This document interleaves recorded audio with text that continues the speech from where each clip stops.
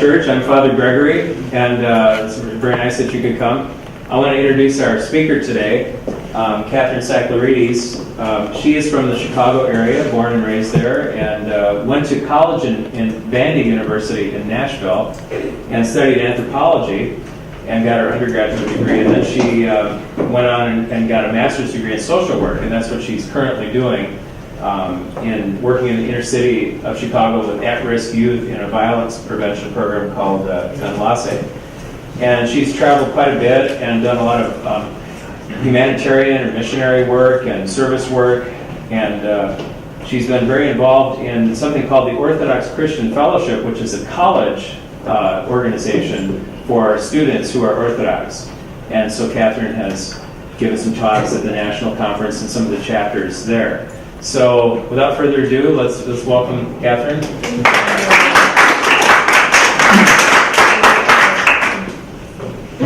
God bless you. So, I'm very happy to be here. I got in this morning, flew into Nashville and then drove into Huntsville. So, having spent several years in Nashville, I'm really happy to be here again. And I've learned wonderful things about this parish. I hope I get to know some of you individually, and I look forward to being here for liturgy tomorrow. So thank you again, Father, for the invitation and the chance to be with all of you.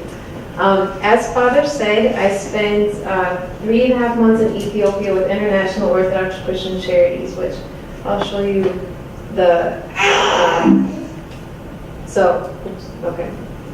the International Orthodox Christian Charities, as you see at the bottom. Some of you might recognize it by an acronym IOCC, which is a humanitarian aid organization that's funded by the Orthodox churches in the United States that delivers humanitarian aid through Orthodox churches in other countries. So some of you have heard of like Catholic Charities before, which is very large and very well organized and all over the world. But this is getting there, hopefully someday.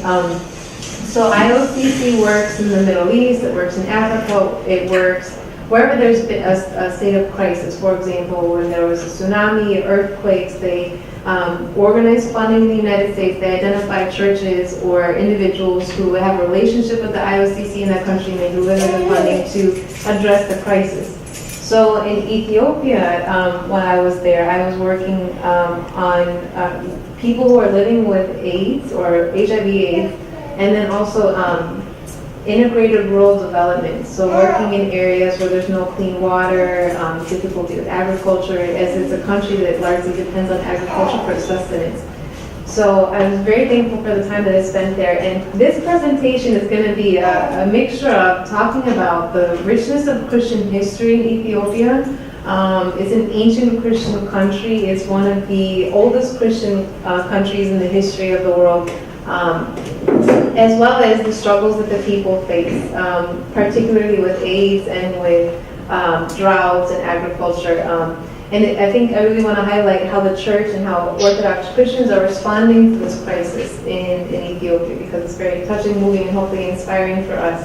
How many of you have heard presentations about mission work or people going to Africa before? Have you heard of it?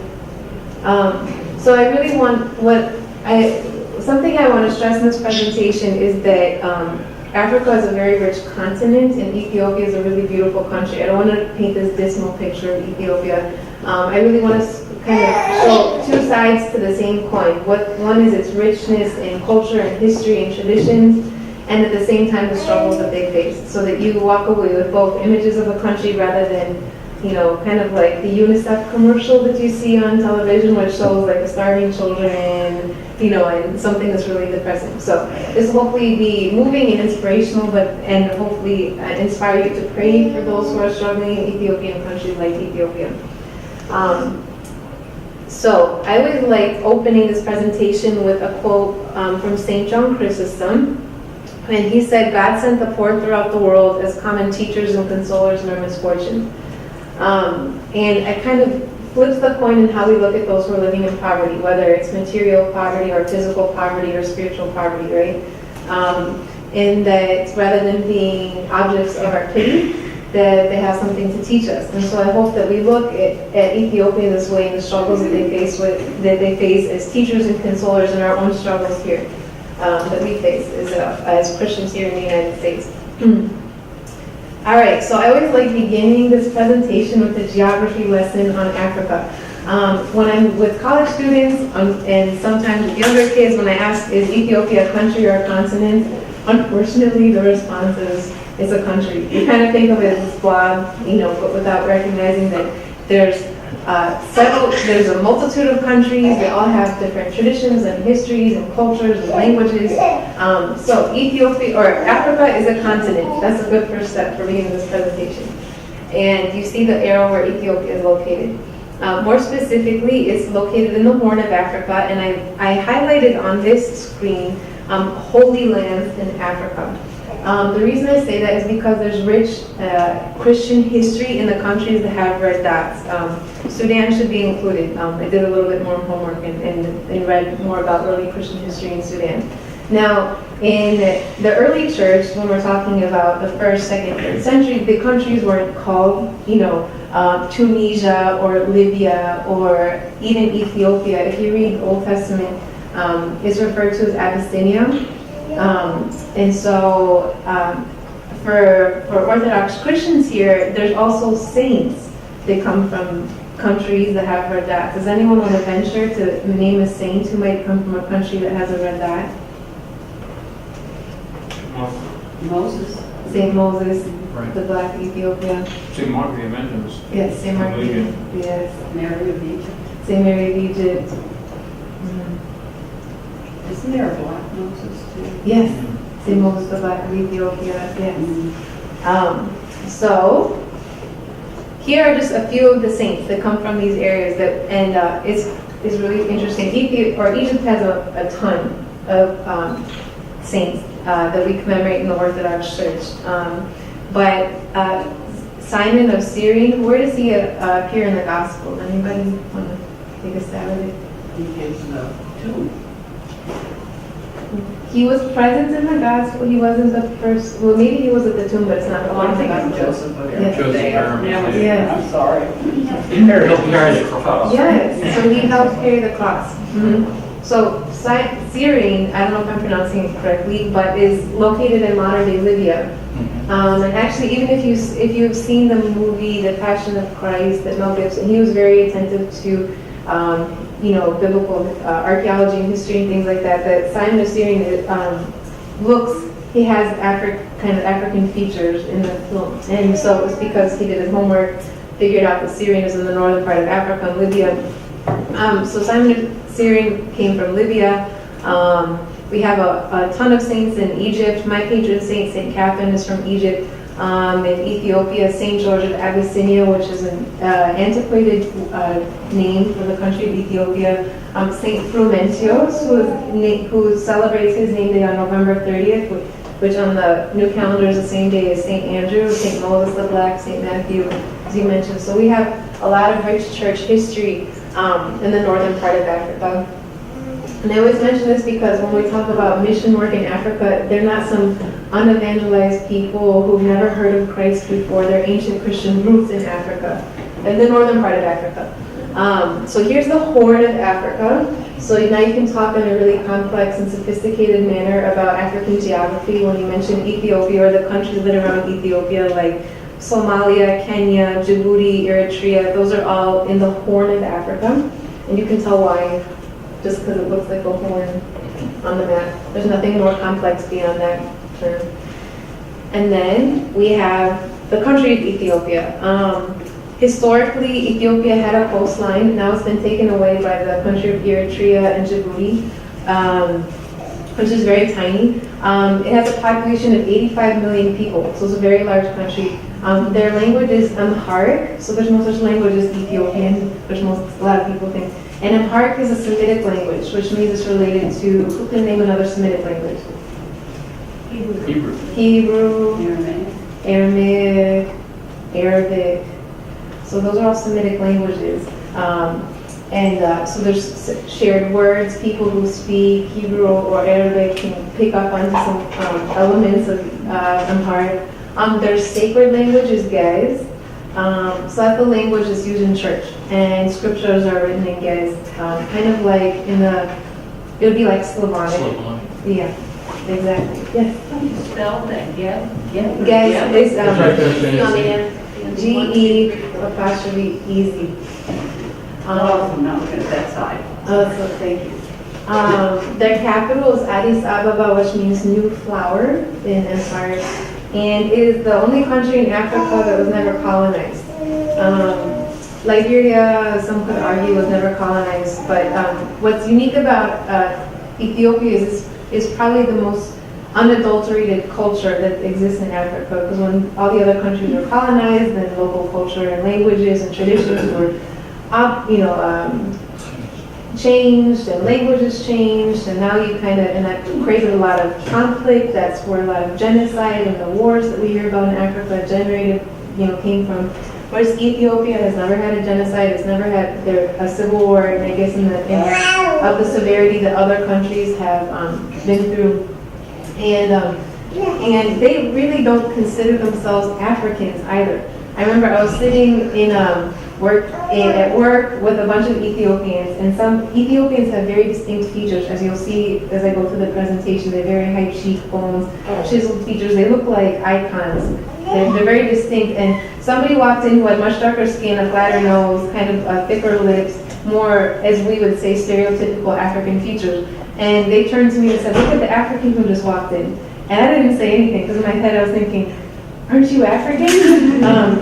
But because of their language and the history of the country, they kind of see themselves as separate from the rest of Africa. So very interesting history and culture. Okay, this is what their written language looks like, except for the numbers that you see in there. They don't use numbers, but kind of unrecognizable, right? They read from, instead of left to right as we do, they read from right to left. There are a few letters that might seem familiar if you can read the Greek or Cyrillic alphabet, and they are taken from ancient Greek, those letters like the F and the L, which you could pick out, but that's what the written language looks like. And so the next question I have for you, and I'm very intentional about why I chose this picture, is what images come to our mind when we think of Africa? So, Gazelles. gazelles, yes. What other images come to our mind when we think of Africa? Arid. Arid, desert. What kind of movies come out about Africa? Tarzan. Safaris. Safaris. Yeah. What about, who saw Blood Diamond? Oh, I did. Right, like movies about our ability to just, in an open-minded way, learn about other traditions and aspects of history about Africa, and more specifically Ethiopia, because it is so distinct. When I was going there, everyone thought I would be running around with giraffes and on a wild safari and working with like tribal people this is a tribal picture. So this isn't Ethiopian, but this is a very, very small portion of the country. Only the very southern part of Ethiopia has tribal nations in it. The rest own houses and have bathrooms, and so I kind of already answered this, but what is it like working in Africa? Because again, everyone thought it was going to be a wild, African safari. They're very exotic, and then be eating coconuts and all your other things. Right? So people have 101 ideas of what it would be like working there, and it's really difficult. The exotic nature of being in Africa kind of wears off after a week. One thing that nobody told me about is that you stick out all the time. And many of us don't understand what that's like to always stick out. You can't walk down the street without every eyes following you, right? Or having a trail of kids just coming after you because you stick out.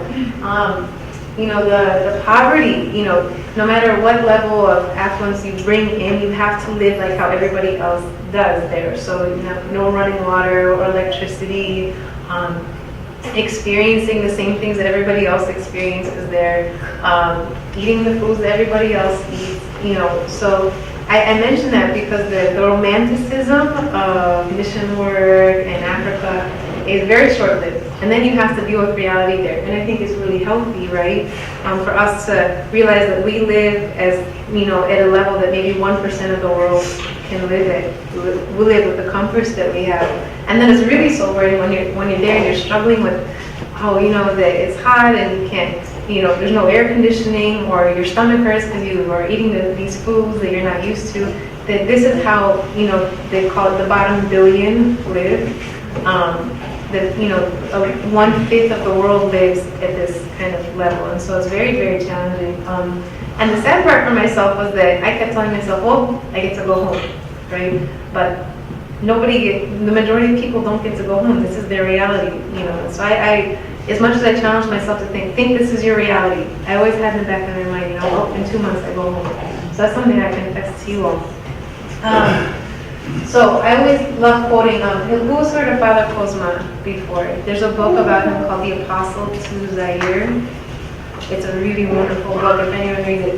So Father Cosma was from Greece. He was a monk on Mount Athos, and then he left and he built dozens of churches in Zaire, and he baptized thousands of Orthodox Christians in Zaire.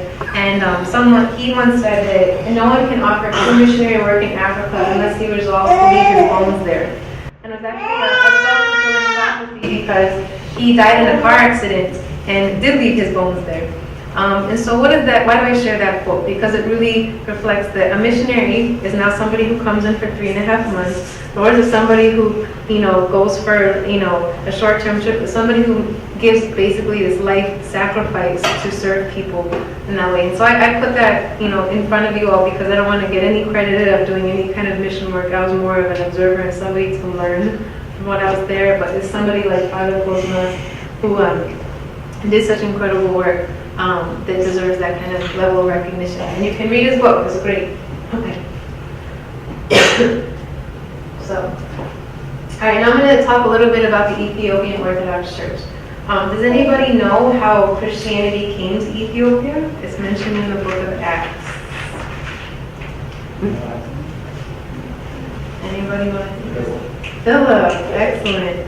Okay, so if we read Acts chapter 8, verse 27, it says, then the angel of the Lord said to Philip, start and go south on the road that leads from Jerusalem to Gaza. So he set out, and on his way he caught sight of an Ethiopian. This man was a eunuch, a high official of the Candace, queen of Ethiopia, in charge of all her treasure.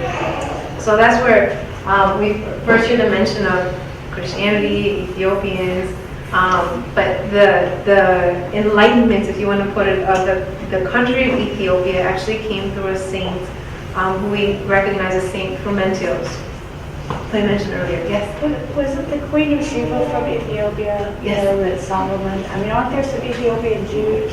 Yes. Who be converted because of Yeah, and so in a few slides I'm going to talk about it, but there's a subset of Ethiopian Jews called, and they live in Falasha villages. I don't know if you've heard of these before, and I got to see them, so I'm going to talk about it a little bit, but that is a very deep-rooted tradition.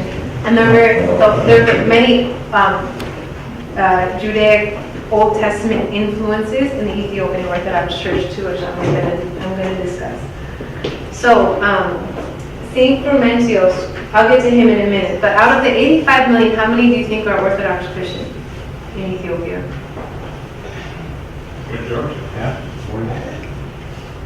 So it's about 45 million, which makes it the largest Orthodox country in the world. There's more Orthodox Christians in Ethiopia than there are in Russia, which spans like 13 time zones.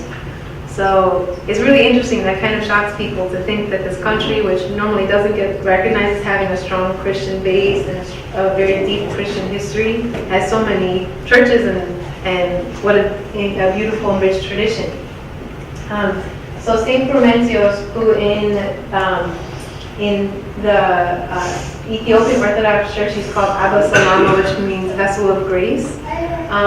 He was a Phoenician slave who was shipwrecked when Ethiopia still had a coastline in the 3rd or 4th century. And he was taken into the royal courts, and he, because of his education and upbringing, he rose in the ranks, I guess, of the palace, and he came to meet the king, who he admired the way that Saint Frumentius carried himself and in his faith, and he said, what God do you worship? And so he talks about Christ. And the king said, well, you know what, I want my whole nation to be baptized. And so Saint Frumentius said, you know what, I'm going to go back to my bishop and ask him to send you a few priests or maybe a bishop to baptize your nation. And so he went to Saint Athanasius in Alexandria. And Saint Athanasius ordained him a priest, and then a bishop, and sent him back to Ethiopia. So it's very interesting how he then went back to Ethiopia. And so he's known as the enlightener of Ethiopia, even though as we see in the book of Acts, that there are other Christian contacts, I guess you could say, before St. Prometheus. So their iconography, their style of church art is different from what we might see in a Greek church or in a Russian church. Some people say it's a little bit more cartoonish, but this is very nationalistic iconography here because the halo around Christ's head and the colors are the Ethiopian flag colors. So I use this as a little bit of an extreme example. And he's wearing Ethiopian traditional dress, as you might see in an Ethiopian church. Had been in contact with Ethiopian Orthodox Christians before Coptic, they wrap themselves in white. It's called in Amharic, it's called the gabi, which is what they wrap themselves in. So we see Christ wearing a gabi in this icon. The chanting styles is different as well. So the church music sounds different from what you might hear in a Greek church or Russian church or Serbian church or other traditions. They use instruments. So I'll show you a picture of some instruments, but they use timbrel. Remember, it says praising like timbrel. So they have timbrels that they use in the services. They have drums that are enormous that they use as well, and they have staffs which they bang on the ground, which I'll show you pictures of all of these. In Ethiopia, the country as a whole, they keep Byzantine time. So who knows about Byzantine time? They start at the 7 o'clock. I mean, sunset. Yes. And so if I was using Byzantine time and said it's 1 o'clock, what time would it be on our watch? 1 o'clock in the morning, 1 o'clock. You would say 1 o'clock, let's say 1 o'clock in the afternoon. Or 1 o'clock, yeah, in the 6 afternoon. hours before. Yeah. Yeah. So there's a 6-hour time difference. So the way that they conceptualize it is that the first hour of the day is when the sun comes up and until the sun goes down. So actually in the church, when we read in the scriptures that at the 3rd hour this happened in Christ's life, or the 6th hour, the 9th hour, that's Byzantine time, which the whole country tells time that way.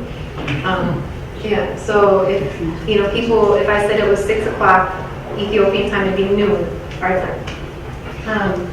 So I thought that was really interesting. It took me a while to figure out how to tell time there because it's not like European time, which is like on a 24-hour scale. It's not our time. It's a different way of telling time, which is very ancient. And to my knowledge, I might be wrong about this, but the only other place in the world that keeps this time is on Mount Athos. But the whole country of Ethiopia does. Their church structure is different from what we might see in other churches. There's 2 kinds of church architecture. This one is a circular church. So in a circular church, there are 3 circles. So the innermost circle is the altar, where only priests can enter. The second circle is where people who prepare themselves through fasting and confession receive a sacrament stand, and then the outer circle is where everybody else stands. Women and men enter through 2 different doors, like in traditional Jewish temples. They don't wear shoes. When Moses stood in front of the burning bush, God commanded him to take off his shoes, and so Ethiopians do not wear shoes in church. Clergy and ordained clergy enter through a 3rd door as well. So that's another interesting thing about their church structure. And they fresco their walls with icons. In villages, you see them made out of straw and mud, so very elementary materials. They're really beautiful, though. So that's one kind of church architecture, and then the next kind are these rock-hewn churches. Has anyone heard or seen these churches like on National Geographic? Okay, so they're remarkable. These date back, I think, to the 8th or 9th century, and they're in an area of the country called Lalibela, which is like the northeast part of the country. So there are 13 churches in this area, and instead of building a church starting at ground level and going up, what they did is they started at ground level and they dug out rock around the church, and then they went inside and dug out rock and carved out a church from inside. So you can imagine these churches took centuries to finish, and they're absolutely beautiful. And they're not like 7 feet down; they're like 3 or 4 stories down into the ground. So this is what you can see standing at the edge. This church is named after Saint George, who is also the patron saint of Ethiopia. They love Saint George. And it's a monastery. Many of these churches have been converted into monasteries. They were safe havens at times when the country was under attack. They have deep history. Inside, most of their iconography is bas-relief, kind of like, instead of it being painted, it's kind of carved out on the wall. So they're gorgeous. There's beautiful books about this. If you look on the internet too, about rock-hewn churches in Ethiopia, or you could write in Lalibela, which is Lalibela. You see all of the examples of these churches. So it's gorgeous.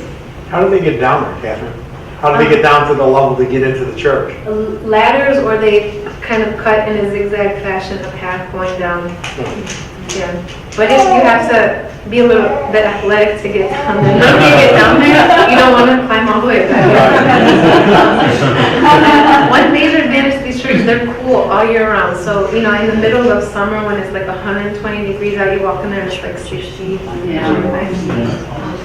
Interestingly enough, the other example I've heard of churches built in this fashion are churches that were built, I think, in Soviet countries during communism, when they weren't allowed to build religious structures, I guess at a certain height. And so if they wanted to build a grandiose church, they actually built churches into the ground that were like, 3 stories tall. Someone once told me that. I've never done any homework, so I might be giving you false information, but I was really inspired by that. So, okay. So I'll answer your question now about Old Testament traditions and Judaism. In Ethiopia, there is a Jewish population, and they're called falashas. And they live in these remote villages. They've been somewhat isolated from the rest of the country. They believe that, as you said, how did you put it? They're descendants of the Queen of Sheba and Solomon. And now it's been turned into kind of like a tourist sensationalist exhibit of the country. When you go there, you don't really get a sense that there's a strong. This is my sense, but they're all on the side of the road selling figurines of Queen of Sheba and like pictures of themselves, and like the Star of David on some kind of basic pottery kind of. So from my understanding, that because it got all this international attention about Black Jews, is the way that it was, publicized, that it became a tourist attraction in a sense that kind of diluted or took away from some of the practices, I guess you could say. So that is, if you look online about falasha villages, you'll find out a lot more. We were driving through and we saw one and we stopped, and I was kind of surprised at how much it looked like a tourist attraction than something, this big image I had in my head of this isolated population. The Ethiopian church does maintain some aspects of Judaism, our Old Testament practices, and I thought was very interesting. So first of all, remember the church structure that we were talking about, that men and women enter from 2 different sides. You do see the Star of David in their churches, in their painting and artwork sometimes. They keep kosher as well. The meat is prepared. If you look at where meat is sold in the country, they'll either have a big cross or the crescent moon above this meat stand, because they want to show that this has been prepared in a kosher tradition, which is the Ethiopian Orthodox tradition, versus how Muslim would prepare their meat. They don't eat pork. Excuse me. Yes. Let me talk about just the Jewish population? No, the Christians. The Christian population. Yeah, the Christian So they have population. kosher Yes. The one difference is that Ethiopians will mix dairy and meat, dairy products with meat, which I understand is not a kosher practice. They will mix it. They will mix them. Okay. Mhm. Yeah. But they use separate cooking utensils when they are preparing. It was very interesting. You've seen how women cover their heads. And then they remove their shoes when entering into the church. They observe both the Sabbath, Saturday and Sunday's holy days, which is some, we try and prepare ourselves through going to Vespers and afterwards preparing ourselves for liturgy the next day, right? But they maintain the Sabbath as a holy day as well, the whole day. So I thought that was an interesting aspect of the church. What I had put above, traditional schools. This was an aspect of the church I thought was very interesting. So here in the United States and in Greece and in Russia, if a young man wants to become a priest, he'll go to a seminary, which is like a 3 or 4 year program, and then you graduate with a certificate, diploma, and then that makes you, fit for the priesthood with the blessing of a bishop. And their system is totally different in Ethiopia. At the age of around 12 or 13, young men who are showing a special love for the church or involved in the church will actually enter into a monastery for like 20 years. And then when they reach, in Ethiopia, they call it the canonical age of priesthood, which is 33. Then they decide whether or not they're just going to stay in the monastery or they're going to go out and get married or serve in a parish. And so they have like a 20-year seminary period. And it doesn't really emphasize as much like an academic approach as to a lived approach to their theology. I visited one of their traditional schools, and they live in very, very rudimentary structure, straw huts. And there's a pile of rocks around the center rock, so each day the elder comes and he'll talk about the scripture readings for the day. They do a lot of manuscripts, so they write the Psalms, they write scriptures in a way. That's actually a good exercise to memorize things if you've ever tried writing things. So they do very, it's very, very different from our seminary experience, and I was really moved by it. So they call it their traditional schools. So that's how up until maybe like 3 or 4 years ago, that was the only way that people entered into the priesthood. Now, because of some Western influence, they built their first seminary in the capital, Addis, and nobody really knows what to do with it. It's more kind of like, if you're interested, like you'll go and take a class or two, but they still don't really accept it as like, you go there for like a year or two and all of a sudden you can be a priest. What about like preparing yourself through, your life and all of the other things? But their priests can marry. Their priests can marry. Yeah. Mm-hmm. Okay. Yeah. So they live kind of like a monastic life for 20 years or something? Mm-hmm. Wow. It's an intense preparation. They must enter like at a certain age or something. Okay. Usually right before adolescence. Okay. They try and catch them before the hormones kick in, I guess. And then, so see the arrow? Every priest, when you walk around there, they always are holding onto a cross. And because of the robes that they wear, you don't usually see it. You see them walking like this. And then whenever anybody walks up, they take it out and you get a blessing. You kiss the cross and then you kiss their hand. But then they also walk around with this other thing that you see in his left hand. Does anybody want to take a guess at what it is? Not you. Blessed with water? That's what everybody thinks. Yeah. It's feathery. Feather duster. So whenever people say, they're like, oh, it's to bless people with holy water, and it's really just a fly swatter. It's made out of, flies are a really big problem. They become part of like your body. When people, there's a swarm of flies around you, so they keep it, and they just kind of like how horses twitch their tails. They have their own. So I thought it was hysterical. I wanted to show you guys. Okay. So here's an example of what you see walking up to a church. These acts of piety are so moving. It's so moving to see people prostrating themselves in front of the church, on their knees praying. I mean, they're not even inside the church building here. They're just praying on the steps. You see where they take off their shoes. So I thought that was a beautiful picture that describing that. I thought it was interesting to mention the fasting. So because of this, it's a very poor country. Usually dairy and meat are a luxury period in their diets. So if they have a fasting diet pretty much all year round where they don't eat meat or dairy, what do you think they do during fasting periods? They don't eat. Well, They sleep. They sleep. So you kind of, close to the truth with how they fast. So they usually eat one meal, which is at the 9th hour, which is at 3 o'clock in the afternoon. So they will fast like all morning in the afternoon and have one meal at 3 o'clock, and then the food that they would have eaten, they give to the poor. And so I was really moved by that example. So it's not just like abstaining, but then practicing almsgiving through what you're abstaining from. And it's very different here. In the United States, we've managed to compartmentalize the poor, where we don't really have to encounter people who are in need unless we're driving and we see somebody on, like highway exit who's begging or something like that. But in Ethiopia, it's everywhere. You can't walk 10 feet without, people who are begging on the side. There's hundreds of people in front of churches who are begging. So it's very much, the act of almsgiving is everywhere. You have opportunities surrounding you. So I was really moved by that, the way they fast. So people always want to know about the Ark of the Covenant, who's ever seen Indiana Jones. So I'm just going to tell you basically what my knowledge of it.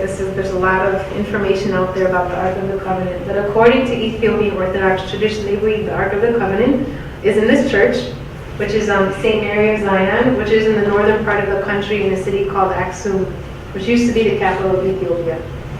And this church, there's only one monk who is in that church all year round. He takes a life vow to protect the Ark of the Covenant, which isn't even exposed. It's under layers and layers of thick cloth, and is taken out once a year on the Feast of Epiphany, or Theophany.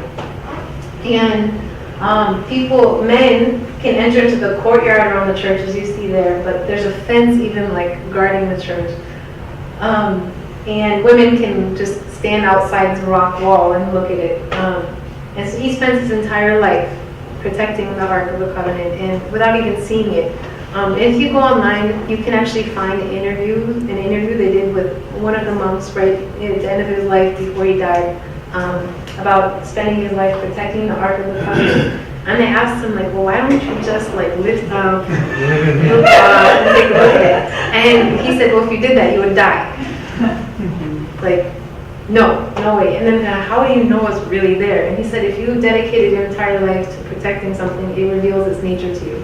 And so for him, there was no question whatsoever that the Ark was there. But out of his reverence he had for the Ark, he didn't even dare, out of curiosity. So can you imagine spending, 60 years without even, so I thought it was really impressive. And you can find interviews, and then on his deathbed, he chooses his successor. Did he ever eat? He does eat. People bring him food. So you see how like the monk on the outside is visiting him. He'll bring him some food. People bring in prayers. They'll write down names and he'll pray for them at the Ark. Every Ethiopian Orthodox church, like how in Eastern Orthodox churches we have relics in the altar, they have something called the tablet in the altar, which is a blessed copy of the 10 Commandments. So they write it on like marble, the 10 Commandments. They take it to the Ark, and it's blessed by this monk on the Ark, and then they go and they put it in the altar of their church. And then how we have the small entrance when we bring out the gospel in our liturgy, they bring out the tablet, and they go back into the church. And then will come the great entrance with the Eucharist. So very interesting. So the Ark is a part of every church then in Ethiopia, because they have a copy of the 10 Commandments, which is blessed on the Ark. So then you'll have questions about it. There's a lot of questions. Yeah. Are there many nuns in Ethiopia? That's a great question. So the monastic tradition is really strong in Ethiopia. There are many, many monasteries that I visited. The monastics were yellow in Ethiopia, which I was really surprised. You're so used to wearing all black, and you see this bright color yellow. Even there you see the monks are wearing yellow. And there'll be other pictures where you can see more. And I asked why, and I got 1,000,001 answers why yellow was the color of monasticism. But kind of what I heard more than once was that it's because it's the color of the resurrection. So, okay. Others said it out of practicality because of the heat. The yellow attracts less heat. So, I don't know. But anyways. Yeah. Did you say the Ark was taken out once a year? Taken out where? So they do a procession with the Ark into a lake where they bless the water. They don't put the ark in the water, No, but but it still can't see it. no, you can't Covered. see it. Yeah. So are there nuns as well as monks? Yes, they're nuns and they're monks. And you'll get to see some pictures of them in the. Okay. And actually, this is a picture of a monastery. So this is something very beautiful I thought that is part of Ethiopian tradition.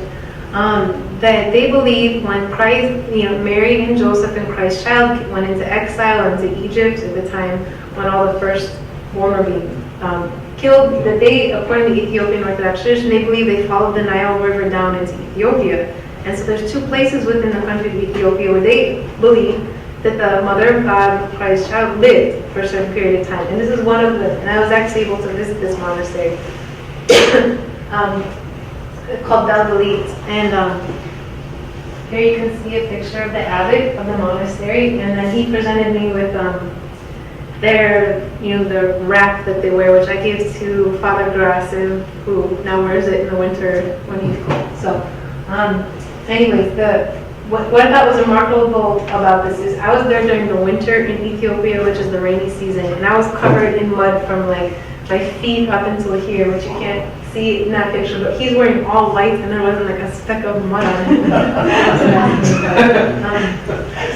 But this is the abbot of that monastery where they believe that for a period of time the Mother of God and Christ as a child lived there. Yeah, good. Very good. So these are some of the instruments that they use in church. You see that drum is probably as big as you are. I mean, as an adult, they tie it around their neck and their hands are stretched like your full arm span to hit both ends of the drum. And those staffs, what they'll do is they'll rest their hands on it, and then at different points, if you lift it and hit the ground, it creates a rhythmic. They use it as a rhythmic sound. And then the timbrel, I didn't have a picture of the timbrel, but it adds a lot to the energy of the service. But when their services, like their liturgy is about 5 hours long, I figured like having drums probably helps. I have, if also like on YouTube, you can find pictures of like Ethiopian church music, and I actually have a recording that I can show you at the very end of some children singing using the drums.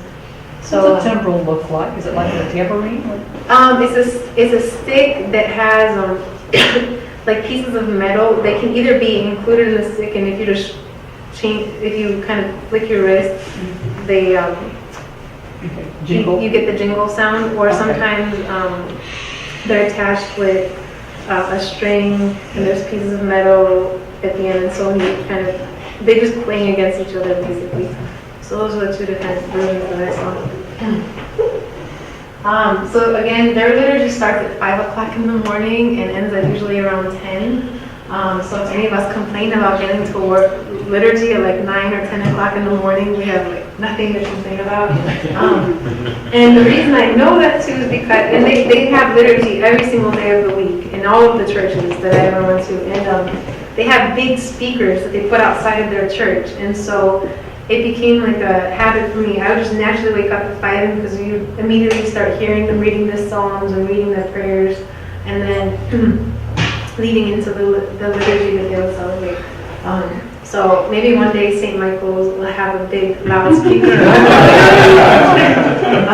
Might be illegal. Yeah. So I always keep that in mind when I'm tired and don't want to go for orthros or don't want to get to church on time. I'm like, oh, in Ethiopia, they woke up at 5 a.m., so I don't have that. Here are 2 pictures of monks, and they're yellow. This was in a northern part of the country. You can see out there during the rainy season, so you see the lushness, the green, the plants growing. It's really beautiful. So is it mostly green or is it desert? It's a very it's an arid country. I was just there at a time when they had a lot of water. Yeah, and it's a country that runs on hydroelectric power. So for about half the year, there's no electricity because the water reserves get really, really low. And then when it starts raining more, you get more electricity because the water reserves built up again. So I was lucky in that sense that I was there at a time when they had electricity. Okay. So now that I've given, I always like the details. So some of you have heard of St. John Maximovich. You have a secondary relic up here in the church and a beautiful icon on the icon screen. Ethiopians, so I went to Ethiopia with little icons of St. John and some of his holy oil. And it's not a saint that they recognize in the Ethiopian Orthodox Church, but when I told them about his life, I figured out like the hook for Ethiopians was that he often didn't wear shoes either. And so they were like, St. John is Ethiopian. So St. John is sometimes known as St. John, okay, so St. John Maximovich of Shanghai and San Francisco, sometimes known as St. John the Barefoot because he would give his shoes to those who who didn't have shoes. He was seen in China walking around barefoot in the middle of winter out of his generosity and love for others. And so that was the way I hooked Ethiopians on St. John Maximovich. So I always remember that. Someone once told me too that St. John would serve liturgy barefoot on, I don't think it was on the feast day of St. Moses. I'm not sure, but I thought it was an interesting detail. Okay.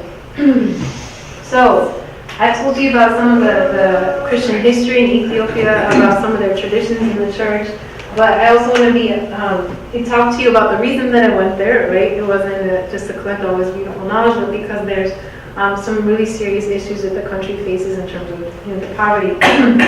So whenever I talk about poverty, I always begin by asking, there's several different kinds of poverty. So what would material poverty be?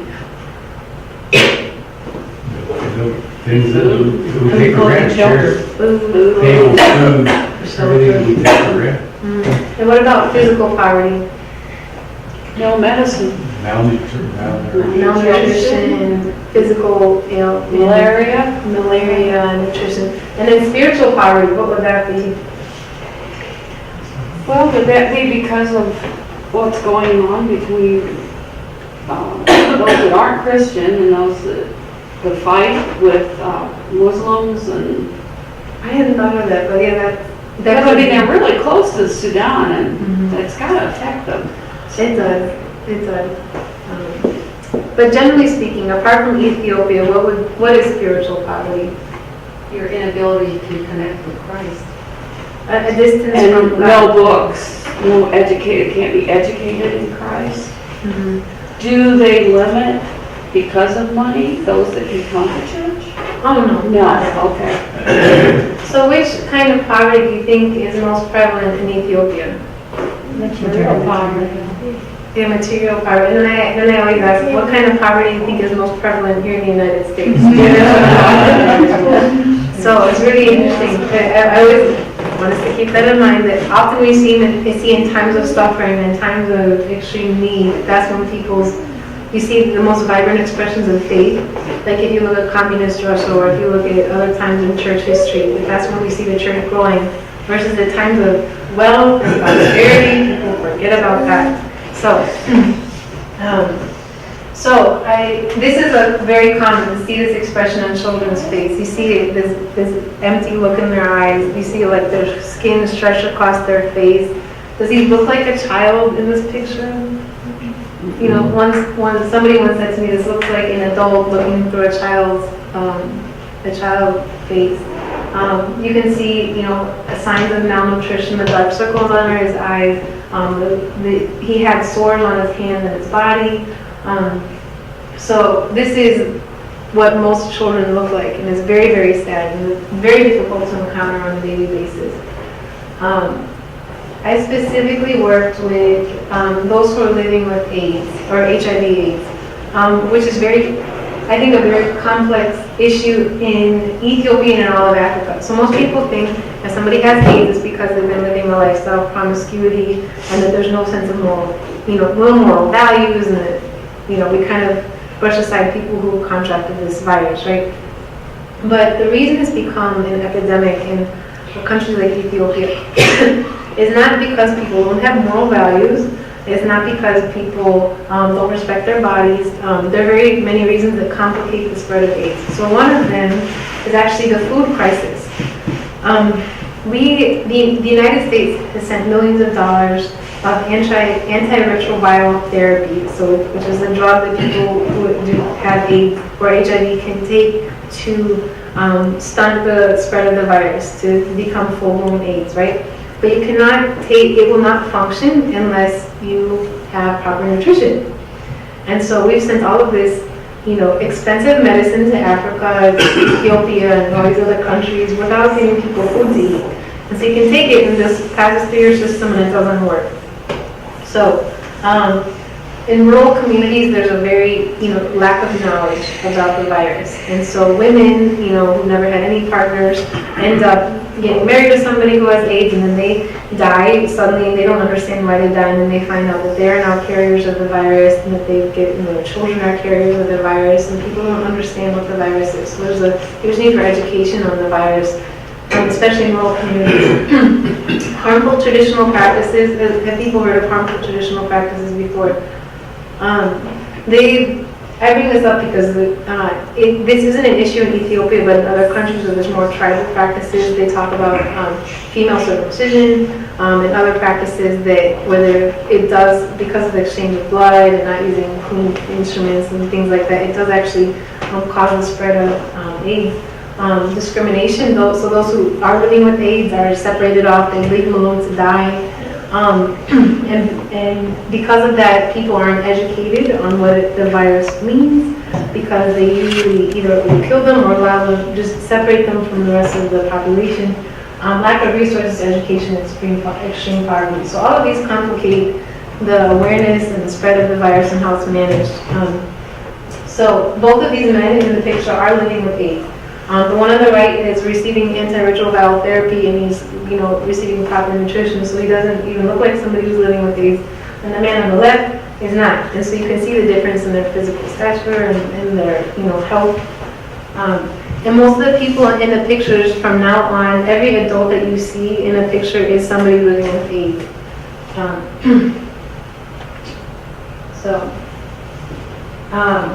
One thing that the International Orthodox Christian Charities did is they would help people, they would give micro loans for income generating activities for people living with AIDS.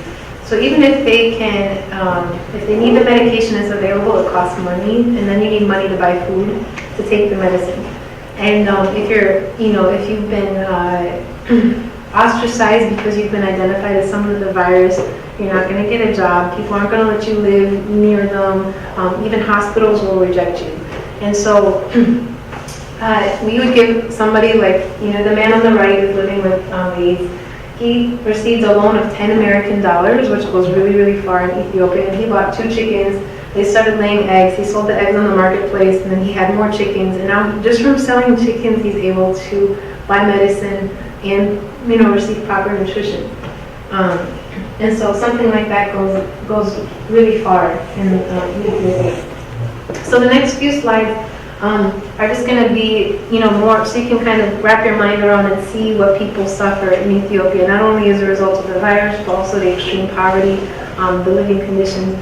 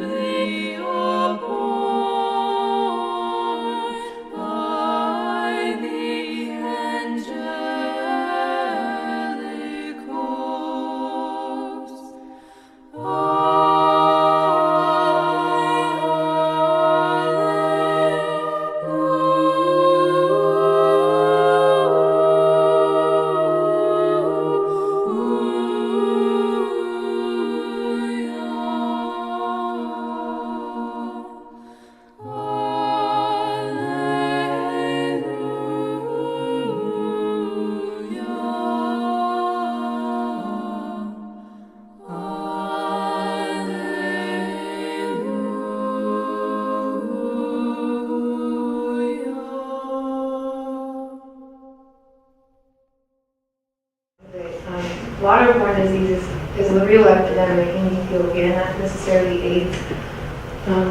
We send like millions of dollars in to get antiretroviral therapy, and then somebody gets bit with a mosquito carrying malaria and dies. Or, because they're drinking the same water that animals are drinking, where they wash their clothes and where their feces runs into, right? All sorts of bacteria spread. And so simple things like building a water well saves millions of lives.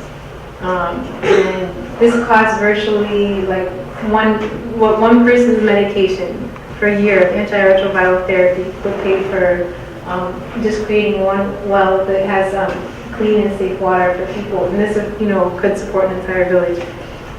So it's really sobering to me to see sometimes maybe how our efforts at international aid and humanitarian aid are somewhat misguided. In seeing these slides, I always end up asking people, how could we endure these hardships where we saw poverty, malnutrition, starvation, and lack of resources, and the diseases and the viruses that are spread. With the humility that I never heard anybody complaining, I never saw anybody making themselves the victim. With the vibrant expression of faith that they have, giving thanks and glorifying God and living these, joyful lives. If you think what they face in comparison to what we face, right? So, to wrap everything up, just a few lessons that I learned from Ethiopia while I was there. One was their focus on the one thing needful. I never met people with such unwavering faith or such a love for God as I had in Ethiopia. I always like sharing this example of this family that I met. I'll show you this picture. So this mother who's sitting on the ground, she has 5 children, and her neighbor who's on the bed she took in her neighbor who was homeless, living with AIDS. Her husband died and then just left her by herself without any kind of means to sustain herself. So she took in her neighbor, gave her neighbor her own bed, and because she was helping her neighbor, they literally had no possessions besides the clothes that they wore, their shoes, and some basic cooking utensils. And then they had this beautiful icon on their wall, right? And you even see like the quality of the walls, mud walls, and living very poorly. And so they would give their best to the church. Their churches were always beautiful and clean. And if families had no possession, they would have a cross or they have an icon. And so that's how they would choose to give what they would give their best to, the little money they had. And as I gave an example of like the churches and the vibrancy of their faith, they always focused on the one thing most needful. The second thing, how they would co-suffer with others in the way that they practice almsgiving. Like the example of the mother that I just said, that she gave her own bed and she and her children slept on the ground to co-suffer with her neighbor who had been homeless and was living with AIDS, right? I rarely see those acts of generosity and selflessness in our own country. We have many, many more resources and comfort than they do, right? And so another story that I love sharing is this church that I visited. In front of this church, so as I was standing looking at this church, immediately to my left was this structure, which is this slide. So this was a shelter that the people in the church had built up because people in this town were laying people who were dying in front of their church doors because they were like laying on the side of the road. They had sores all over them. They were in really critical condition, and so they built a structure to allow people who were homeless, who were dying, to have at least a safe, clean, and dry place to live for whatever time they needed.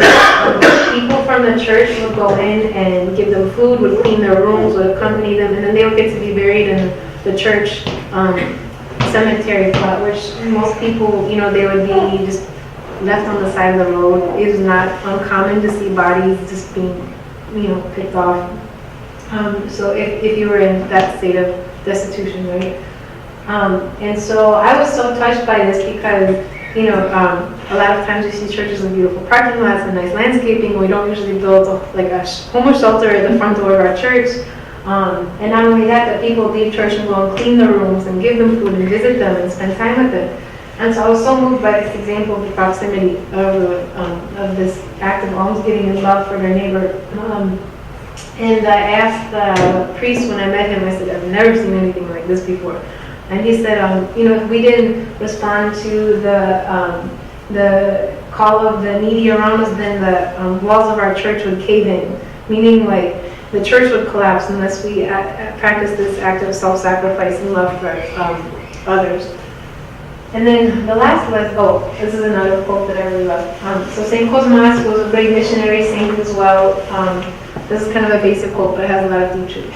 He said, I have a need of 100 grams of bread a day, and God blesses it. He blesses those 100 grams and not 1 gram more. So if I have 110 grams, I have stolen 10 grams from the poor. So Ethiopians that I met, the Christians, they really live this way. They think, what do I need to sustain myself? And anything that I have above what I need to sustain myself is something that I've taken from others. And that's why they live in this great generosity, despite their great poverty. So I was really moved by that. And then the last thing is the boldness of their faith. I mean, I told you the hours they spend in service, the way they fast. The churches were always full. The services that they had, that they didn't do, they weren't just generous people who were doing great things to help other people, but they had a very strong faith, and they really practiced an ascetic life. Like, families were living like monastics, and so I always, when I complain about fasting, going to services or things like that, like, is nowhere near what your average Ethiopian Orthodox Christian practices. This is a nun, by the way, so finding a picture of a nun. She's wearing blue, I don't know why. But I always remember that bold expression of their faith as well. So those were the things that I took away. I hope that this you were able to take something from all this information that I threw at you, but that's pretty much it. So, yeah. There had to be many orphans in that country. How do they feel about orphanages? They have orphanages. There are many of the churches started orphanages. And actually, when I remember I was flying back from Ethiopia to the United States, there were like 3 couples that had just adopted Ethiopian children who were on the plane with me as well. So they support it. I think the one thing that they're very sensitive to is, you've seen like how rich their tradition and culture is. They, even if this child doesn't have parents, but they hope that at some level the family who adopts them will respect where this child comes from, rather than kind of just being swept into whatever culture they're adopted into. You indicated that 45 million people are Orthodox, and how about the rest of the population? What religious following are they? So there's a growing Muslim population because it does border Sudan, but most of it is pagan. There are a lot of, in the southern part of Ethiopia, there's a lot of tribes. So that's where like the African safari comes in.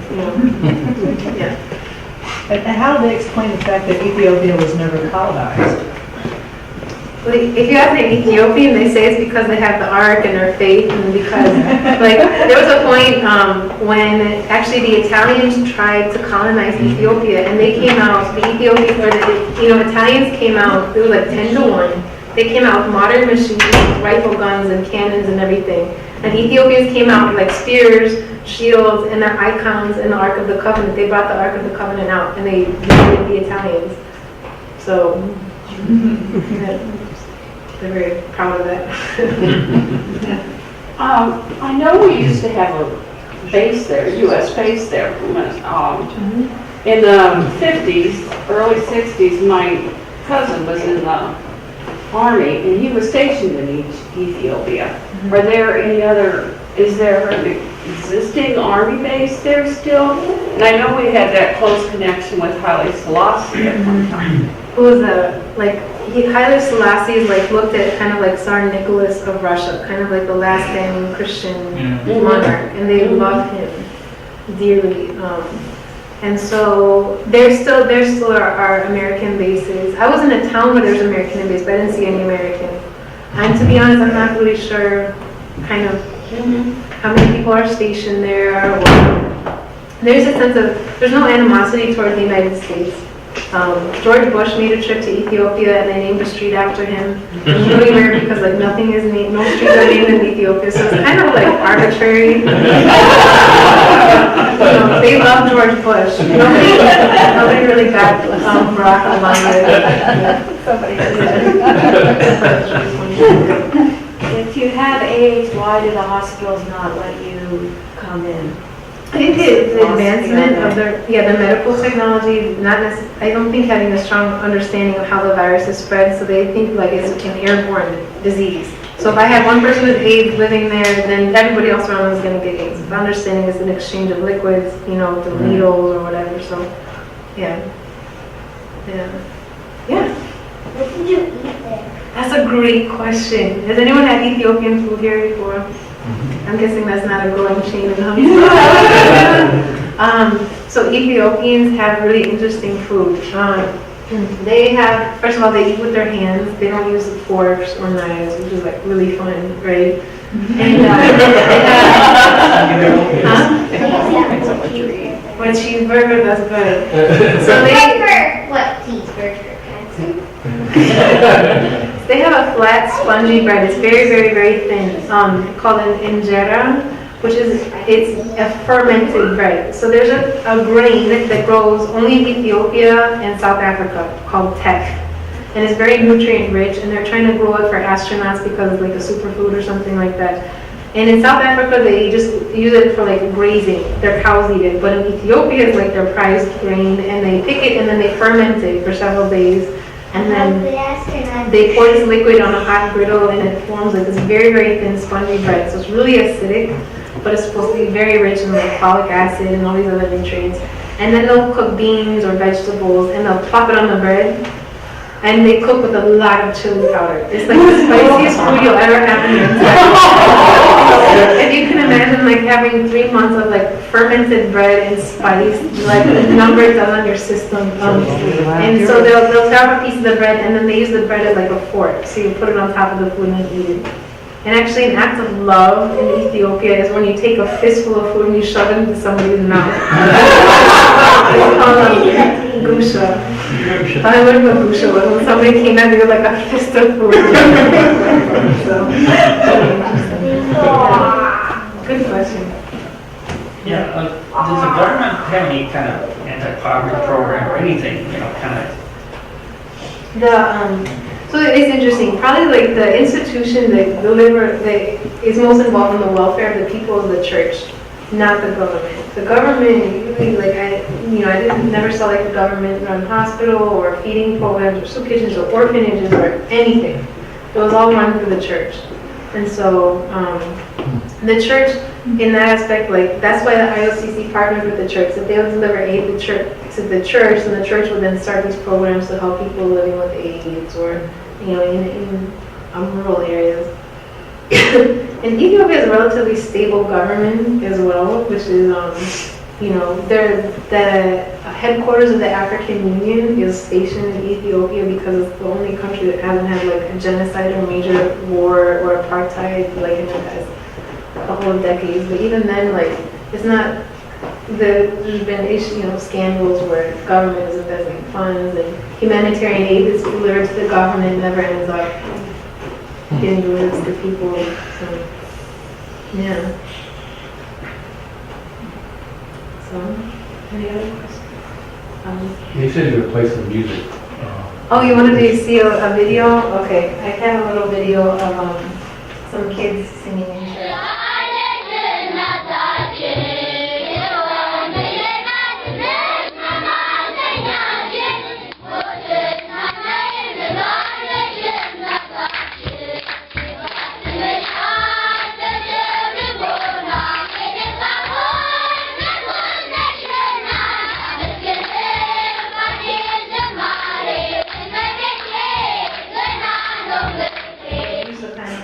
And they do clap in church, and it's very like lively, and the kids were singing really loud. Is this like a Sunday school lesson or something? Yeah, it was a Sunday school lesson. Mm-hmm. Is that a computer sitting on the table? Yeah. What's wrong with Wait a this? second, I thought there was The wet season, the electricity. Yeah.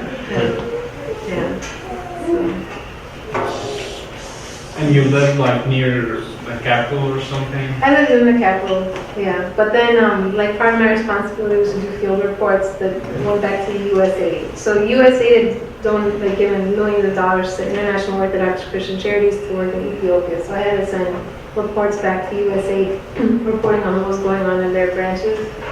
So even though I was living in the capital, I spent actually most of my time in the rural areas and some of the other, like, smaller cities.